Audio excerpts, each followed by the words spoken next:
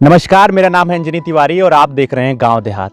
ये गांव देहात है और गांव देहात में इस समय चुनाव जो है थोड़ा बढ़ रहा है और उत्तर प्रदेश में पंचायत चुनाव की घोषणा अभी नहीं हुई है, लेकिन जो प्रत्याशी हैं जो पंचायत चुनाव में भागीदारी निभा रहे हैं वो जो है जनसंपर्क के माध्यम से, बैनर के माध्यम से, पोस्टर के माध्यम से लोगों के बीच में जा रहे हैं।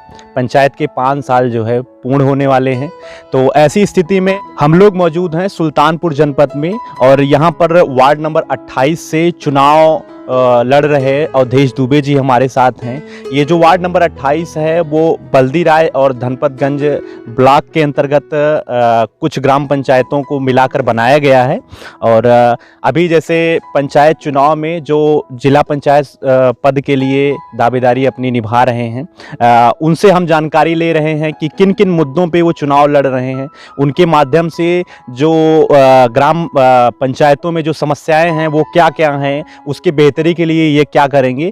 तो अपने प्रत्याशी को जानो, इस कार्यक्रम का मुख्य उद्देश्य यही है।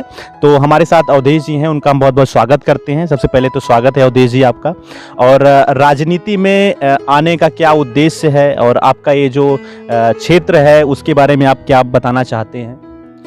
देखिए, राजनीति में मेरा आने का उद्देश्य यही है। मैं कोई ऐसे परिवार से नहीं हूँ कि मेरे ख़ानदान में या मेरे परिवार में कोई राजनीति से, आज तक हमें, जब तक मैं समझदार रहा हूँ, कभी मेरे ख़ानदान में कोई चुनाव नहीं लड़ा है। तो राजनीति में मेरे आने का उद्देश्य यही है। मैंने पिछले कई सालों से मैंने देखा है, मैं जब पढ़ाई में था, पढ़ाई करता था, तब से मैंने देखा कि लोग राजनीति में जब चुनाव का समय आता है तो चुनाव के समय लगभग उनको ये पता होता है कि चुनाव बिल्कुल आने वाला है। उसके 6 महीने पहले वो कूदना फांदना शुरू कर देते हैं। लोगों से मिलना, लोगों के पैर छूना, लोगों की समस्याएं जानना, कॉलोनी बनवा देंगे, ये बनवा देंगे, इन सारी चीज़ों से लोग अपना, वो एक तरीका है कि वो चुनाव जब आएगा तभी वो आपके बीच में आएंगे, आपके मिलेंगे, सुख दुख में आएंगे। तो इन सारी चीज़ों में देखता था और चुनाव जब हो जाता था तो ये लोग ढूंढा जाता था, तब भी नहीं मिलते थे।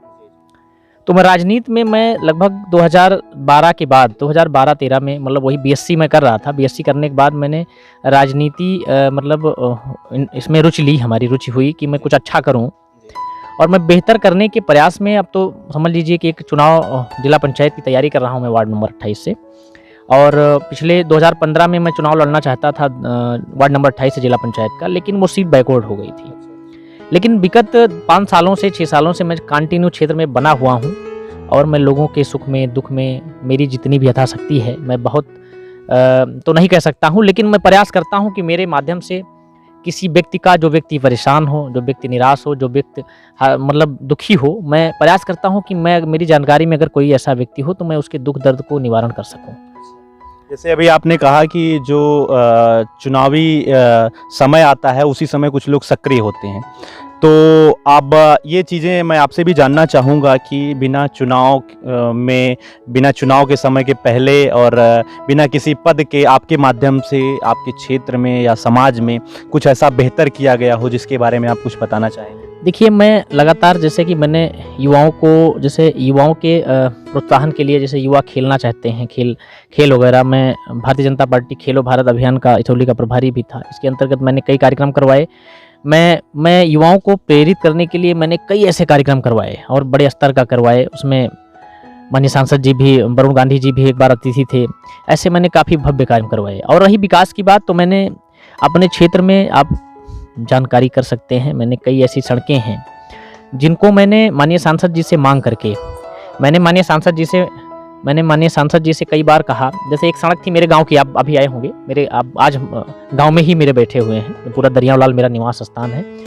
तो मेरे गांव की एक सड़क थी, पिछले कई दशकों से, मैं जब तक समझदार था, काफ़ी ख़राब थी, बहुत बुरी स्थिति में थी।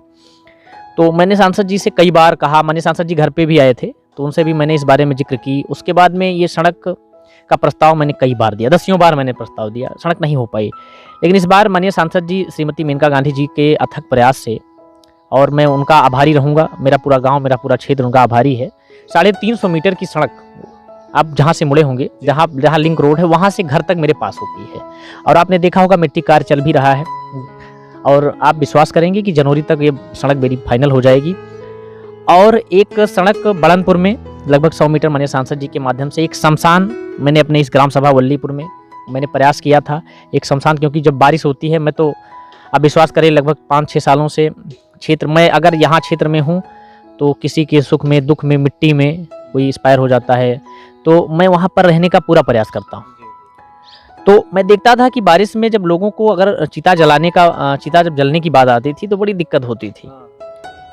तो इसका मुझे मुझे बड़ा दुख था। तो मैंने इसके लिए भी माननीय सांसद जी के पीआरओ हैं, माननीय बड़े भाई हैं रंजीत सिंह जी, उनसे भी मैंने इस बारे में बात की।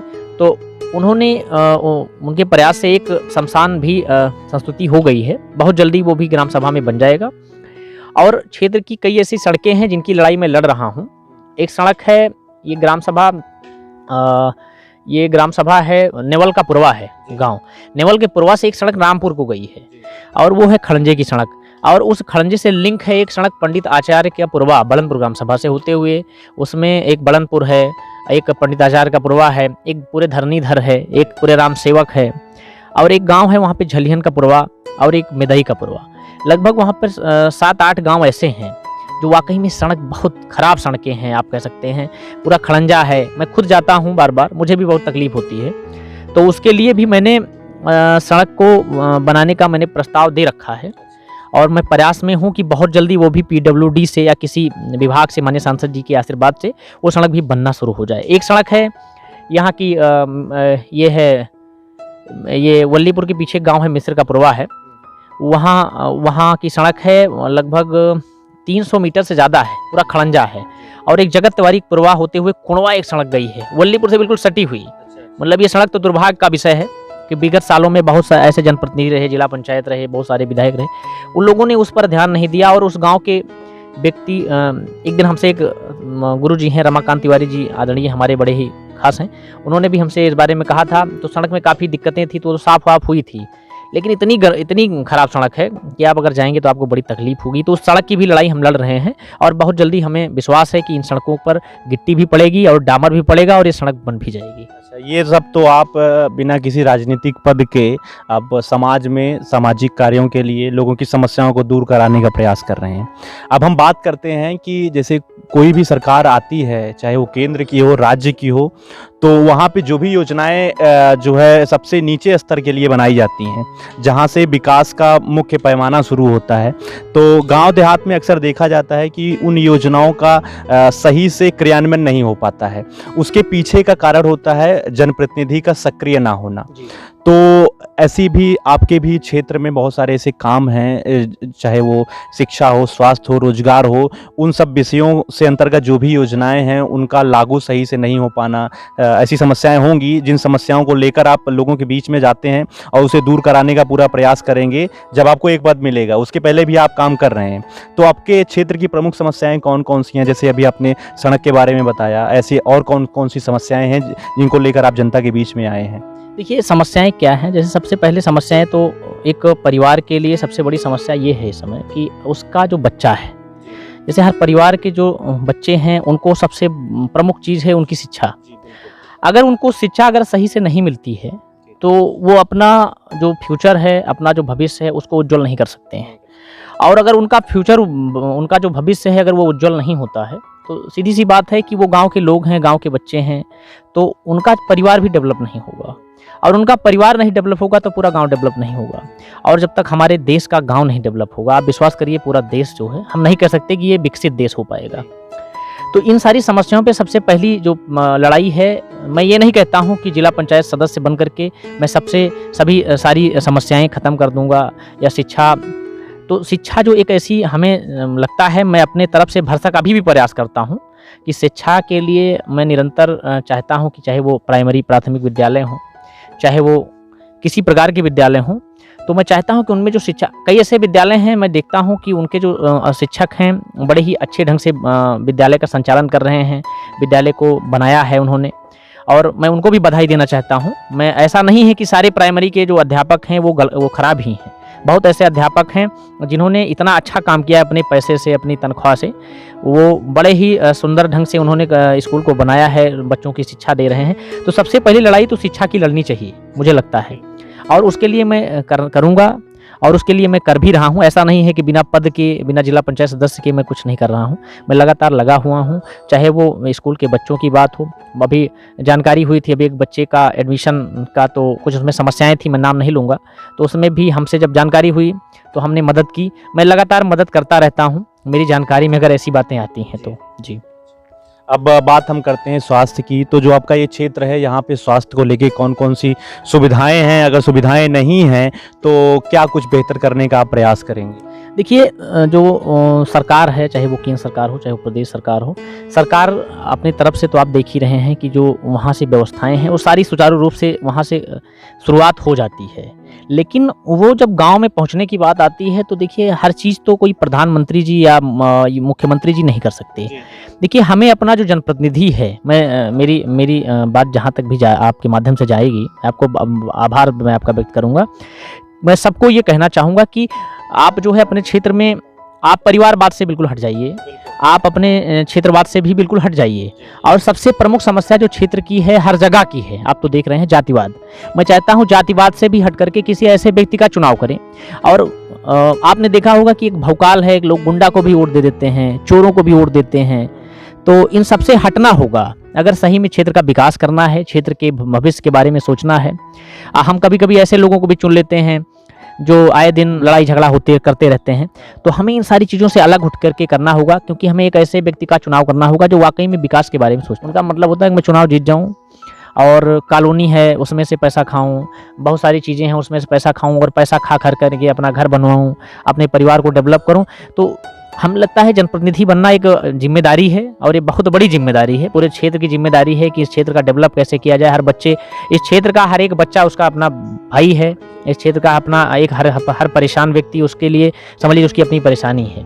मैं यही कहना चाहूँगा कि अगर मैं किसी लायक होता हूँ, क्षेत्र की जनता मुझे चुनती है, तो मैं हर व्यक्ति की समस्या को अपनी समस्या मान करके, उसकी समस्या की हर लड़ाई को अपनी लड़ाई मान करके मैं लड़ूंगा।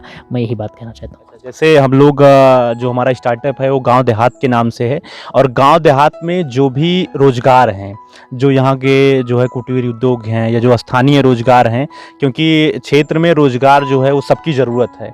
रोजगार के माध्यम से ही किसी परिवार के 2 वक्त की रोटी आती है। तो यहाँ के जो स्थानीय रोजगार हैं उनको बढ़ावा देने के लिए आपकी क्या योजना है? क्योंकि जो स्थानीय रोजगार हैं, हमारे प्रधानमंत्री नरेंद्र मोदी ने भी कहा है कि आत्मनिर्भर बनना है, जो हमारा लोकल है उसको हमको बढ़ावा देना है। तो लोकल को बढ़ावा देने के लिए आप लोगों की ओर से आपके क्षेत्र में क्या योजना है, उसके बारे में आप कुछ बताना चाहेंगे? देखिए, योजना यही है कि क्षेत्र में, जैसे आप तो भली प्रकार परिचित हैं, क्षेत्र में कोई ऐसा बड़ा उद्योग तो लगा नहीं है, और जिससे सबको रोजगार दिया हाँ, जिससे सबको रोजगार दिया जा सके। लेकिन एक चीज़ है, जैसे माननीय मोदी जी देश के यशस्वी प्रधानमंत्री हैं, और देश के नहीं विश्व के सबसे महान नेता हैं, सबसे बड़े नेता हैं।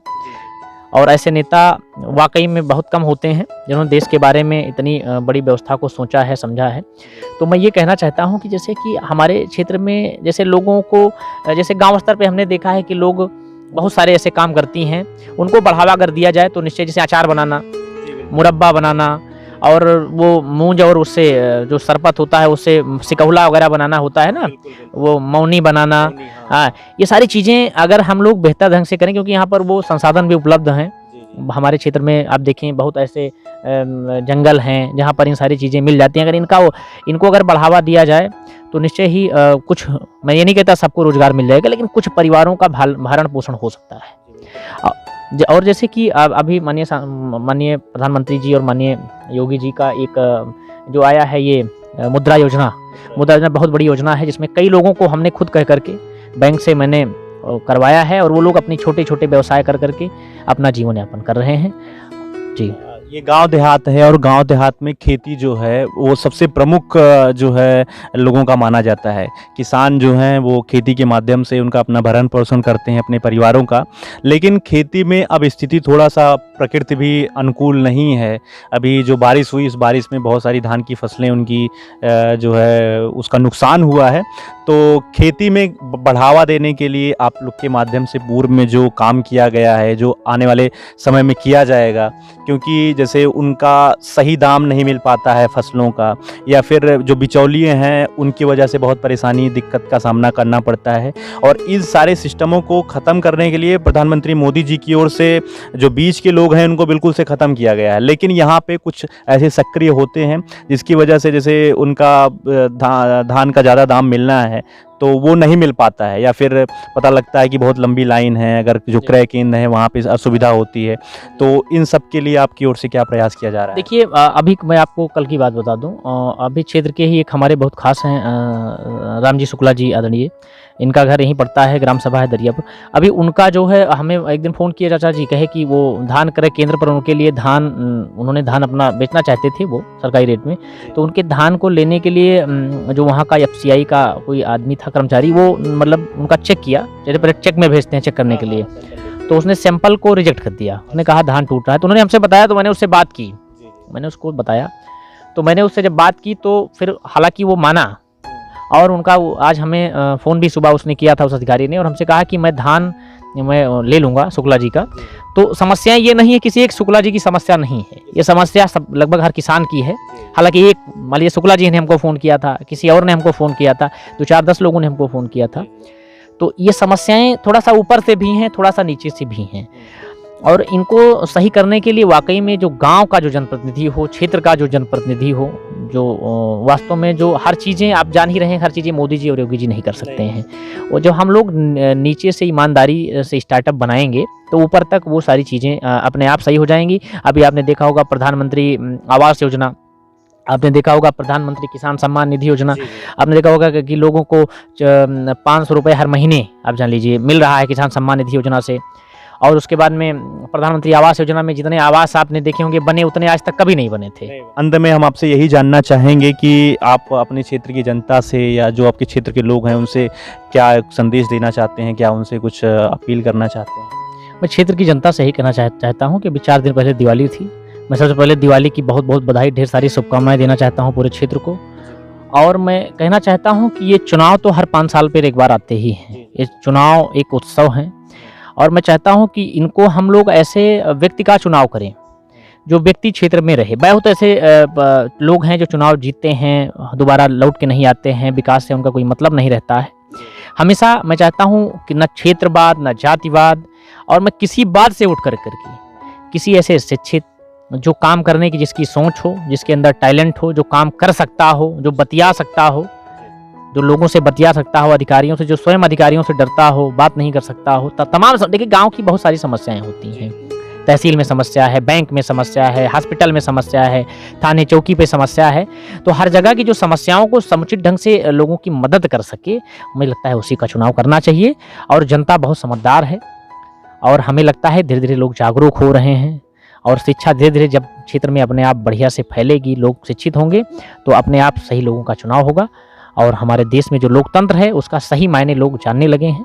बहुत जल्द एक बदलाव होने चल रहा है, और आप सबका ये जो अमूल सहयोग है, इसके लिए मैं भी आप सबको भी धन्यवाद व्यक्त करना चाहता हूँ। बहुत बहुत धन्यवाद आपका। क्या नाम है दादी आप? श्याम कुमारी। अच्छा, हम लोग जो है यहाँ जानकारी के लिए आए हैं कि जो ये आपका क्षेत्र है, यहाँ पे चुनाव आ रहा है, प्रधानी का भी चुनाव आ रहा है, जिला पंचायती का भी चुनाव आ रहा है। तो जिला पंचायती में कुछ लोग आते हैं कि नहीं वोट वोट मांगने, पूछने? आते हैं, कहीं नहीं आते, लेकिन हमारे यहाँ अवधेश दुबे खड़ा है, बहुत काम करा चुका है। अच्छा, मतलब जीते के पहले काम करा? हाँ, जीते के पहले बहुत काम कराए, पेंशन बनवाए, सड़क बनवाए, सबका सुरक्षा करता है, और क्या चाहिए। अच्छा, मतलब और जो यहाँ पे पहले से थे उनके माध्यम से कुछ काम हुआ है कि नहीं? उनके माध्यम से कुछ नहीं न हुआ। समस्या काफी रही। हाँ, उनके माध्यम से कुछ नहीं न हुआ। अच्छा, ठीक। मेरा नाम मोनू कुमार पांडे है जी, मैं ग्राम सभा बड़नपुर से हूँ, और हमारे यहाँ अवधेश दुबे जी चुनाव लड़ रहे हैं जिला पंचायत सदस्य का, और ये करीब 5-6 साल से लगे हुए हैं क्षेत्र में, और सबके सुख दुख में हमेशा आना जाना, कभी अगर एक फ़ोन भी कर दिया जाता है तुरंत ये जो है उस पर सक्रिय रहते हैं, और हमारी शुभकामनाएं इनके साथ हैं, और हम लोग इन पूरा सपोर्ट कर रहे हैं इनका, जैसे भी है। धन्यवाद। क्या नाम है आपका? कृष्ण मुरारी। अच्छा, कहाँ के रहने वाले हैं आप? पूरे दरियावाला। तो जैसे हम लोग अभी जानकारी ले रहे हैं कि जो जिला पंचायत सदस्य प्रत्याशी हैं उनके बारे में जानकारी लोगों से पूछ रहे हैं। तो आपके यहाँ से कौन चुनाव लड़ रहा है? हमारे यहाँ से हमारे अवधेश भैया हैं, लड़ रहे हैं। क्या क्या कुछ है कि अभी चुनाव में ही सक्रिय हैं क्या पहले भी मदद नहीं करते नहीं, पहले ही हैं, चुनाव से पहले ही। अच्छा, क्या काम करते हैं? सारे काम करते हैं, किसी का भी हो, कुछ भी हो, दुख हो सुख हो, आना हो जाना हो, रात हो दिन हो, अच्छा, हर मतलब कोई भी प्रॉब्लम हो किसी को हो, अच्छा, हमेशा खड़े रहते अच्छा, हैं। ये आप नहीं कौन- कि मतलब कि इलेक्शन करके हैं, इससे पहले से ही हैं। अच्छा, पहले से ही लोगों की मदद हाँ, करते हैं। लोगों की मदद करते हैं। ठीक है, धन्यवाद।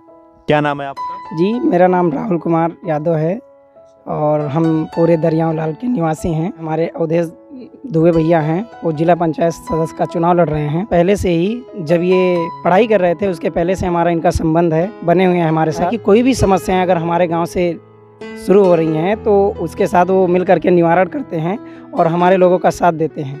जैसा कि हम चाहते हैं अपने गाँव वालों से या अपने क्षेत्र वालों से कि इनका जो है खुल करके सपोर्ट करें और आगे इनके साथ खड़े रहें। क्या नाम है आपका? तीरथपति। अच्छा, ये इसी गांव की रहने वाली हैं? यही मैं कह जैसे अभी हम लोग जो है जानकारी के लिए आए हैं कि जैसे चुनाव आ रहा है, चुनाव अब बहुत चुनाव से आप सक्रिय हैं, वोट देते आ रही हैं, तो अब की कुछ ऐसा लग रहा है कि कुछ काम होगा कि नहीं होगा? कौन है, किसको वोट आप देना चाहती हैं? अवधेश का दिए। अच्छा, ये हाँ। जिला पंचायती में खड़े हैं। हाँ, अच्छा, तो ये चुनाव में ही सक्रिय हैं, इससे पहले भी काम वाम अब पता ये हाँ, अब तो जब से 2-4 साल से कुछ नहीं कुछ होश में आया है, करते हैं। अच्छा, काम करते आ रहे हैं। हाँ, अच्छा, करते हैं भाई, हमारी सब किताएँ करते हैं, दुनिया में चाहे नालायक हुए। अच्छा, काम किए हैं अभी तक? अब बहुत कुछ उहारी गुहारी दौड़त हैं, तरी सड़क बनवाई दी, हाँ। आरी आरी जौन कुछ जह पे परती है दौड़त हैं। अच्छा, सब करते रहते हैं।